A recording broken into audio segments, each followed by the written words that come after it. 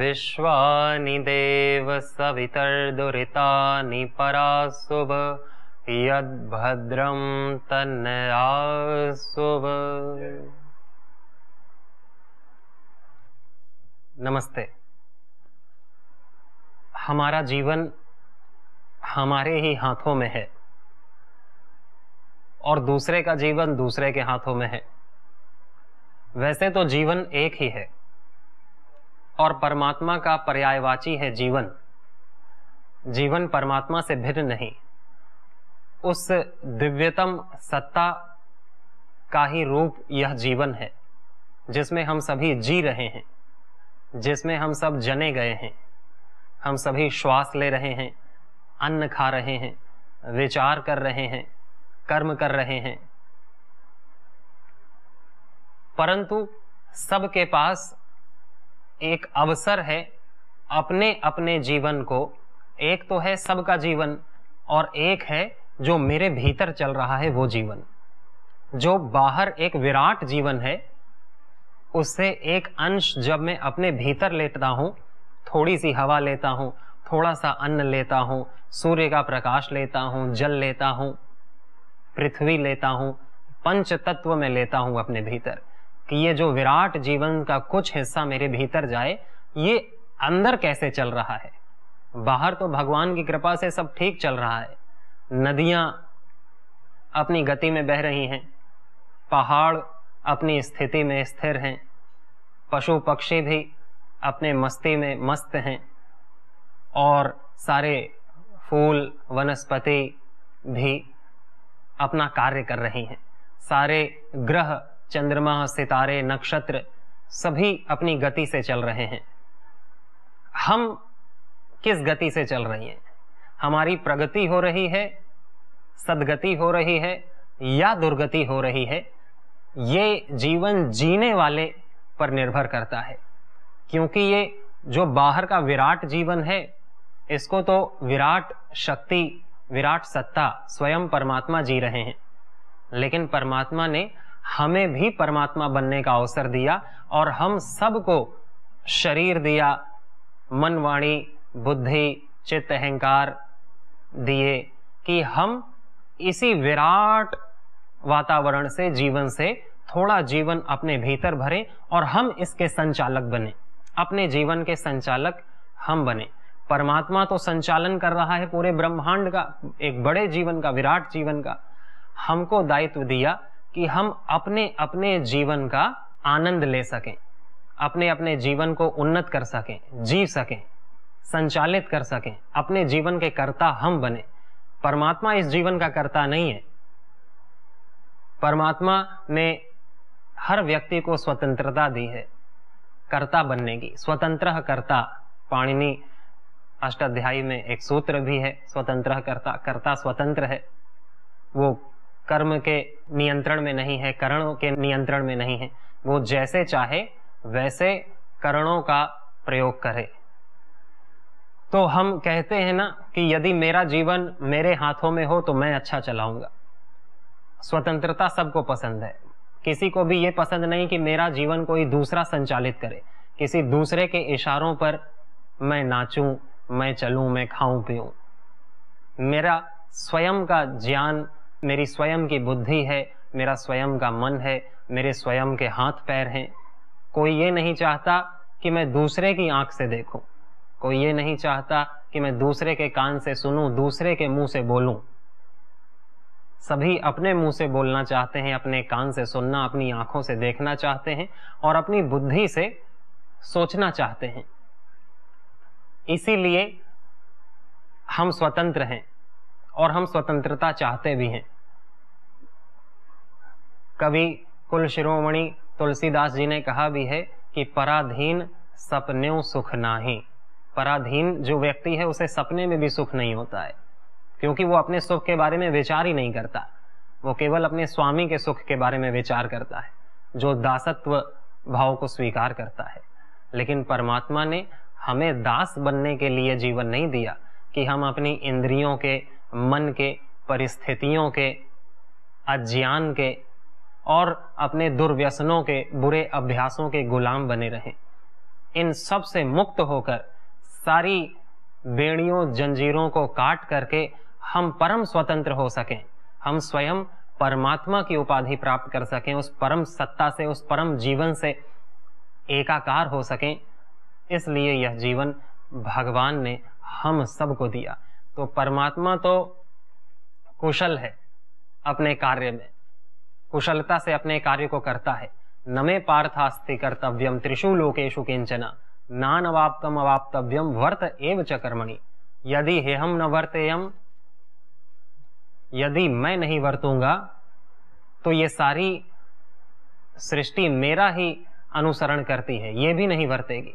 तीनों लोक में परमात्मा को कुछ करने की आवश्यकता नहीं, कोई कर्तव्य कर्म नहीं, क्योंकि कर्तव्य उसी का होता है जो कुछ पाना चाहता है। परमात्मा को तो सब कुछ प्राप्त है, तो वो क्यों करे कुछ भी, उसको तो कुछ करने की जरूरत नहीं है। लेकिन फिर भी परमात्मा ने कहा कि मैं इसलिए करता हूं कि ये जितने व्यक्ति हैं, जितने मनुष्य हैं, ये पूरी सृष्टि मुझको देख करके सीख सके, निष्काम कर्म करने के लिए प्रेरित हो। कि जब भगवान को कुछ नहीं चाहिए और भगवान इतनी बड़ी सृष्टि चला रहे हैं, एक एक अणु परमाणु को चला रहे हैं, तो वैसे भी मेरे को भी अपना जीवन चलाना है, कुछ पाने के लिए नहीं, परमात्मा की तरह ही। कि परमात्मा भी खाली नहीं बैठा, तामसिक नहीं हो गया, आलसी प्रमादी निद्रा में नहीं चला गया, तो हम भी कभी आलसी प्रमादी निद्रा में न जाएं, अपनी उन्नति करते रहें। मन हो या न हो, ज्ञान कहे या न कहे, हमारी भावना हो या न हो, हमेशा हमें ऊपर उठना है, पुरुषार्थ करना है, निष्काम होकर के, या अच्छी कामना, सब सर्वहित कामना, सर्व कल्याणकारी कामना अपने भीतर रख करके हमको अपने जीवन को ऊपर उठाना है और दूसरों को प्रेरणा देनी है अपने जीवन से। कि जैसे परमात्मा अपने जीवन से हमें प्रेरणा दे रहा है कि मैं उठ रहा हूं जैसे, वैसे तुम भी उठो, वैसे हम भी अपने से छोटों को अपने जीवन से प्रेरणा दें कि जैसे मैं उठ रहा हूं, जैसे मुझको कुछ भी नहीं चाहिए फिर भी मैं इतने सारे दिव्य कर्म कर रहा हूं, लोक संग्रह के कर्म कर रहा हूं, अपनी उन्नति के कर्म कर रहा हूं, वैसे आपको भी सबको करना चाहिए।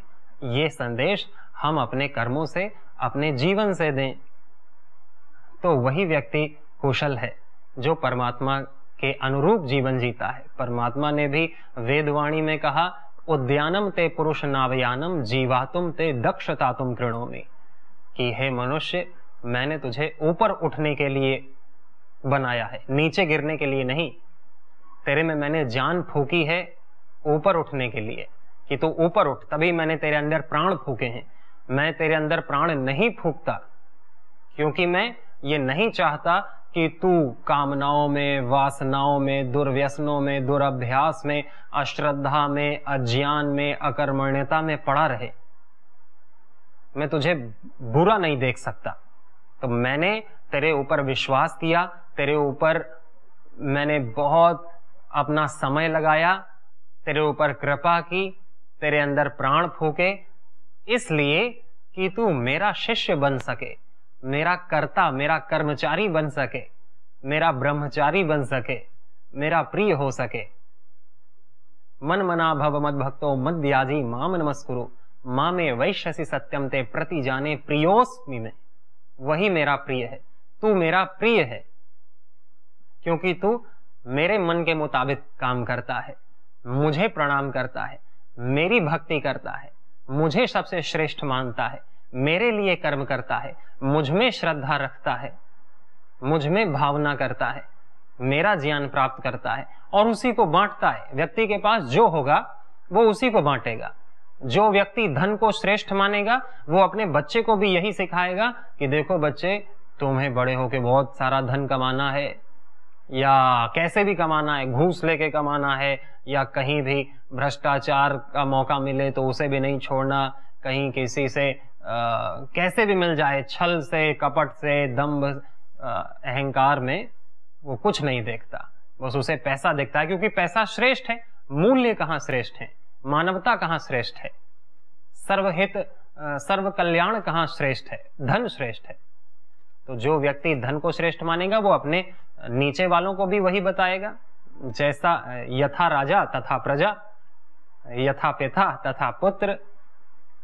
और जो व्यक्ति सत्ता को श्रेष्ठ मानता है वो अपने बच्चे को भी सत्ता सौंपना चाहता है, राजा अपने बेटे को भी राजा बनाना चाहता है, नेता अपने बच्चे को भी नेता बनाना चाहता है। जो चाहते हैं कि बहुत सारे सुख सामग्री हमारे आसपास, ऐशो आराम वाली जिंदगी हो, सैर सपाटे वाली, वो अपने बच्चों को भी वही शिक्षा देते हैं, क्योंकि वही उसको श्रेष्ठ मान रहे हैं। और जो गुरु को अपना पिता मान लेता है, तो गुरु यदि शास्त्र को, गुरु को, उत्साह को, इनको श्रद्धा को श्रेष्ठ मानते हैं, तो वो अपने शिष्यों को भी यही बताते हैं कि यही चीज श्रेष्ठ है, केवल एक चीज श्रेष्ठ है, परमात्मा की शरणागति, उसके अलावा और कुछ भी नहीं है। भगवान ने भी यही कहा कि सर्वधर्मान परित्यज्य माम एकम शरणम व्रज अहम त्वा सर्व पापेभ्यो मोक्षयिष्यामि मा शुच। तू शोक मत कर, तू अब ज्यादा सोच विचार मत, सभी जहां भी तेरी बुद्धि फंसी हुई है, कंफ्यूजन है तेरे को धर्म में, वो सारी कंफ्यूजन छोड़ दे और एक मेरी शरण में आ जा। इतना सरल, इतना सपाट और इतना एक अंगीय रास्ता मैं तेरे को बता रहा हूं, कोई इधर उधर की बात नहीं कि तू विचलित मत हो। बहुत सारा ज्ञान सुन करके तेरी बुद्धि विचलित हो गई है, तो बस एक चीज ध्यान दे कि माम एव शरणम व्रज, माम एकम शरणम, मेरी एक की शरण में आ जा और मैं तुझे हर पाप से मुक्त कर दूंगा। मैं तुझे जो भी कामनाएं वांछनीय होती हैं, कमनीय होती हैं, वो सारी तेरे को उपलब्ध हो जाएंगी। जो परमात्मा को प्राप्त करता है सारी कामनाओं को अपने आप ही प्राप्त कर लेता है। जैसे कि कुआं हो, पानी का कुआं, लेकिन अगर किसी के घर के बाहर ही नदी बह रही हो तो फिर क्या वो कुआं खोदेगा? वो कुआं नहीं खोदेगा। जो एक कुएं का प्रयोजन था वो तो नदी से पूरा हो जाएगा, और नदी तो बहुत सारे प्रयोजन को पूरा कर देगी, कुआं तो सूख भी जाएगा। नदी तो सदा बहती रहेगी, बहती रहेगी। और कुएं का पानी तो गंदा भी हो सकता है, उसमें कुछ मलमूत्र डाल दिया, पत्थर डाल दिया तो, और नदी तो सदा बहती शुद्ध रहेगी। तो जितना प्रयोजन कुएं का था उससे कहीं ज्यादा प्रयोजन नदी का है। और परमात्मा तो अनंत है, अनंत, अनंतता, अनंत प्रेम का, अनंत ज्ञान का, अनंत शक्तियों का सागर है। वो जिसको प्राप्त हो गया तो फिर उसको छोटे छोटे धन, वैभव, सत्ता तो अपने आप ही प्राप्त हो जाते हैं। उसकी तो बिना कामना के ही सारे ऐश्वर्य प्राप्त हो जाते हैं, क्योंकि सारे ऐश्वर्य किसके हैं? ईश्वर के। और जिसने ईश्वर को प्राप्त कर लिया, जिसका स्वयं ईश्वर हो गया, तो सारे ऐश्वर्य भी उसके हो गए। जिसका स्वयं विधाता हो गया तो सारा विधान अपने आप उसके अनुरूप कार्य करने लगेगा। जिसका मायाधीश हो गया तो सारी माया अपने आप उसके अधीन हो जाएगी, उसकी दासी हो जाएगी। फिर माया उसको मोहित नहीं कर सकती, उसको विचलित नहीं कर सकती। तो माया के चक्कर में ना पड़ के मायाधीश के चक्र में जो पड़ता है, तो वो मायाधीश अपने चक्र से सारे पाशों को, सारे मोह पाशों को, काम, क्रोध, लोभ, विकारों को, सारी आसुरीय सत्ता का नाश कर देते हैं अपने सुदर्शन चक्र से। तो एक वही भजनीय है, वही कमनीय है। यही जीवन की हमारी कुशलता है कि जैसे मैं अपना जीवन जी रहा हूं, तुम अपना जीवन जी रहे हो, वो अपना जीवन जी रहे हैं, सब अपना अपना जीवन जी रहे हैं, लेकिन एक जीवन से ही सभी शक्ति ले रहे हैं। सबके बाहर तो एक जीवन है, एक वातावरण से सभी श्वास ले रहे हैं, एक जल के अनंत प्रवाह से सभी जल ग्रहण कर रहे हैं। एक धरती पर सब खड़े हैं, सभी लेटे हैं। एक धरती से सभी बने हैं और एक धरती पे सबको मिलना है। एक आकाश के नीचे हैं सभी। एक सूर्य सबको रोशनी दे रहा है, सबको ऊर्जा दे रहा है। एक धरती सबको अन्न दे रही है। एक ईश्वर सबके भीतर है। एक ईश्वर सबको अपनी शक्ति और सबको अवसर दे रहा है उस तक पहुंचने का।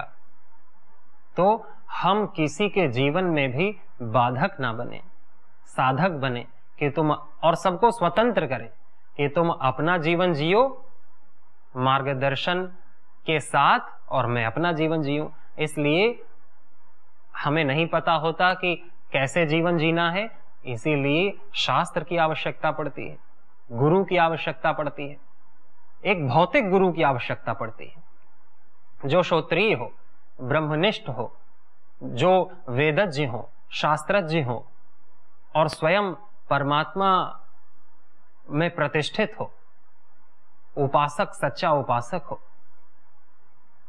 ब्रह्मनिष्ठ हो, ब्रह्म ज्ञानी हो।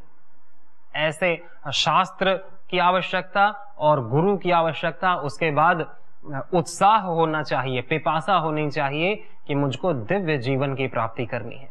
जीवन में मैं कोई भी कीमत चुका सकता हूं दिव्य जीवन के लिए, डिवाइन लाइफ के लिए, एनलाइटमेंट के लिए, ज्ञानी बनने के लिए, भक्त बनने के लिए मैं कोई भी कुर्बानी दे सकता हूं किसी भी कीमत पे।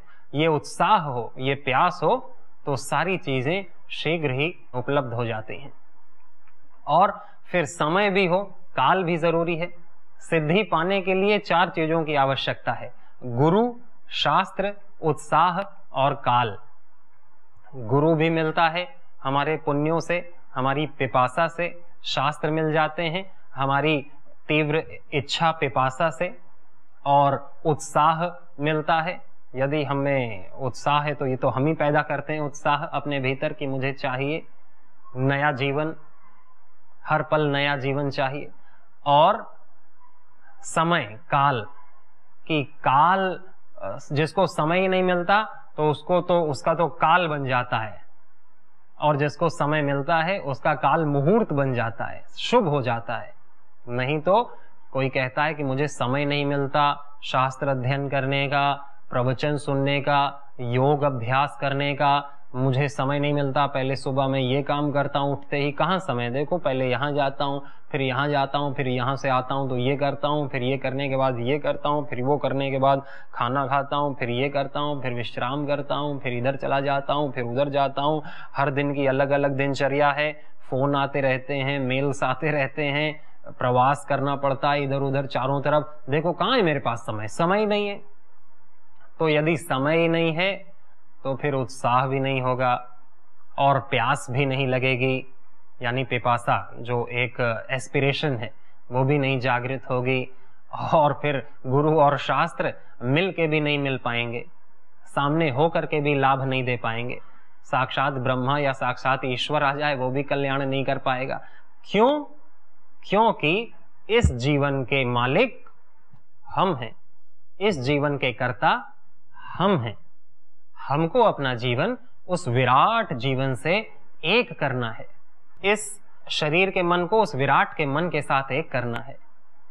मन मना भव इसी को कहते हैं।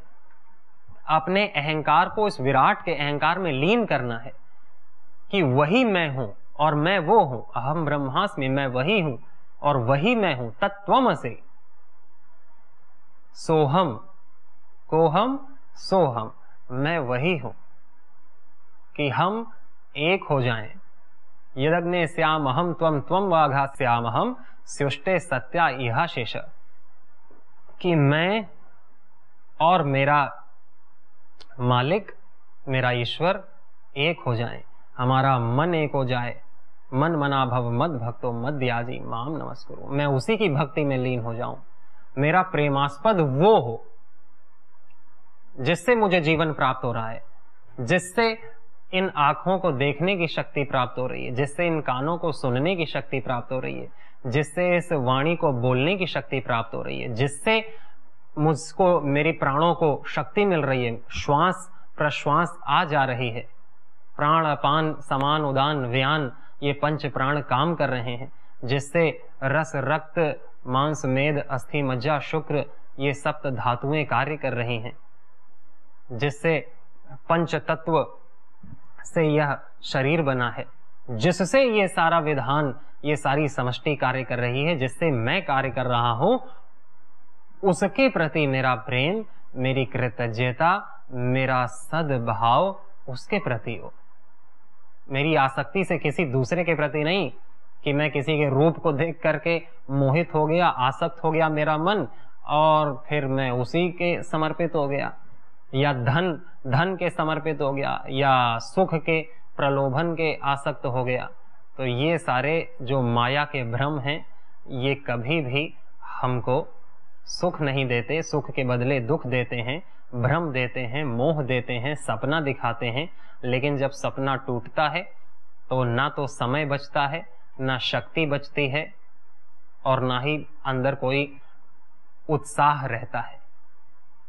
फिर व्यक्ति बुझा बुझा सा जीवन को जी करके नारकीय योनियों में, तुच्छ योनियों में, अंधकार में, नरक में अपना अनंत जीवन व्यतीत करता है।